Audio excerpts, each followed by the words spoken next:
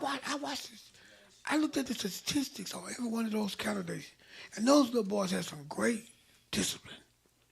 But I guarantee you, if you sit down and talk to every one of them, they obeyed and they were accountable. I said we had band practice at 3. But what about the time we had to tell them, he come in there, he said, I need y'all here to school in the morning at 5 in the morning. We didn't want to go. And then the problem is, we didn't have turf. We had to go out in the wet grass. Then take clothes and change clothes for class in the wet grass. I can see some of y'all now. That's why y'all went in there. I'm saying that's why some of y'all went in there. We couldn't go in there and say, well, we're not going out there and practice this routine today. Not in no wet grass. It rained last night. So what? So what? You know what they told us? That you got to know how to perform when it rains. When it's hot. That's why some of y'all can't survive nothing. Because soon as it start getting cold, start raining, the first thing you do is take shelter. Ephesians 6:10. Finally, my brethren, be strong in the Lord. First of all, you're going by the wrong strength. Whose strength you ought to be going in? The Lord's. Come on. And the power of his might. Come on. Put on the whole armor of God. Put on the whole armor of God. That you may be able to stand. Underline the word stand. Stand. So you can be able to stand. Against the wiles of the devil. Like I'm standing now, I'm taught to lock my legs, hold my stomach in, help with my standing. Some of us, the other day, I was coming out the house. Pastor Moran had me. Thank God for y'all. Give God hand praise for Pastor Moran.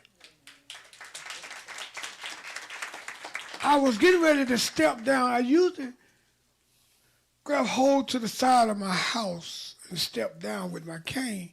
And I try to have, sometimes you can try to do too much. Tell somebody to do too much. And I had a handful of stuff in my hand. I had that black bag. I had a book. I had this. Portia said, I travel like a bag lady. And I went to step down and slipped. The cane slipped. And I fell like this. But thank God I had somebody there to help me and catch me.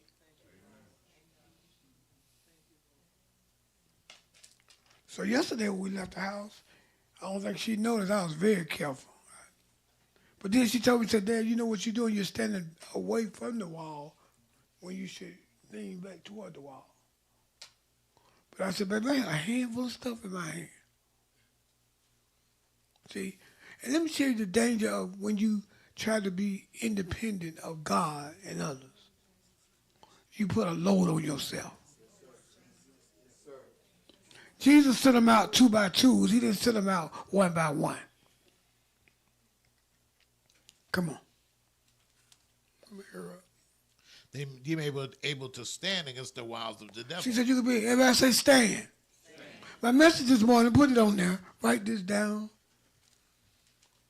Step up and stand. Stand. Now,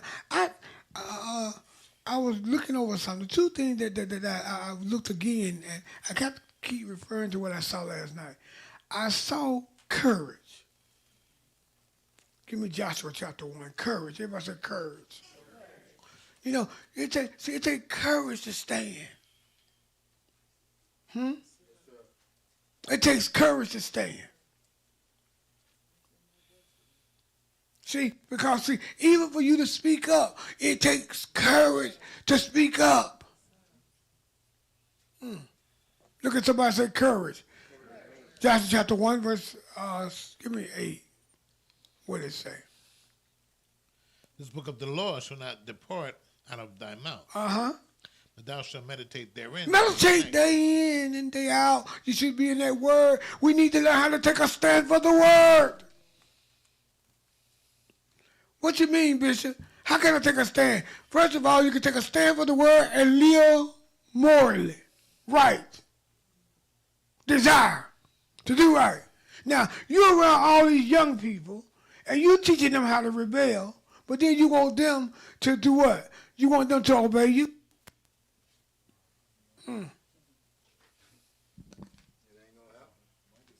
In their world, it is.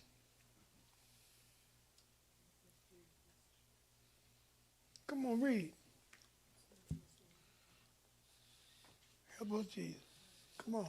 That thou mayest observe to do all that it is written therein. Uh-huh.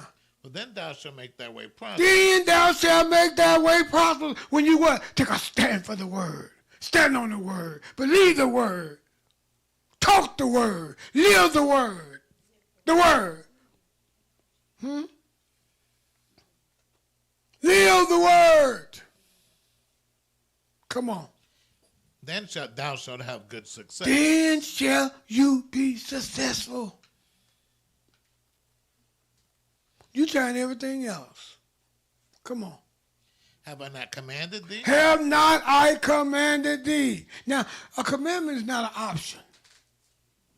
I have commanded thee to do what? Be strong. Be strong. And of good courage. And of good courage. Be strong.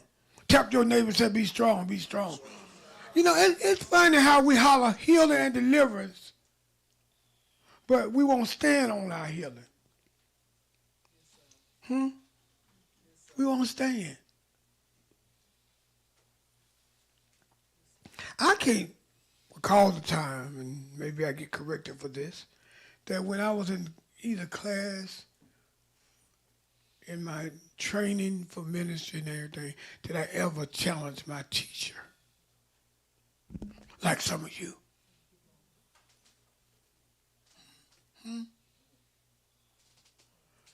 Paul said, I'm going to go here. Go to 1 Corinthians chapter, I think it's chapter 4. Is it 4? Real quick. I'm almost through. See, y'all, how you going to be the supervisor of your area and you don't obey your supervisor? It's funny how we do, because we'll meet people on the job that we befriend, they befriend us, and then all of a sudden, when they rebel, we rebel. One thing I knew about the company I worked for, they watch who you hung out with. They watch who you went to lunch with. Hear me real good. Even in the break room, they would come in there, they would see you. A lot of times they'll walk up to the table, you're sitting there with someone, they'll say, hey, how y'all doing? You doing all right today? They're watching you.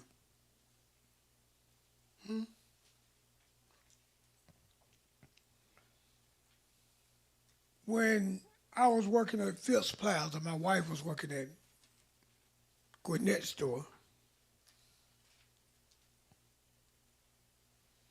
The manager from Gwinnett called, because she knew us, and told the HR manager there that we're going to let Lisa go. We're going to let her go. She said, but I want you to do me a favor. She said, him and his wife are very close, so I want you to let him off so he can be with her.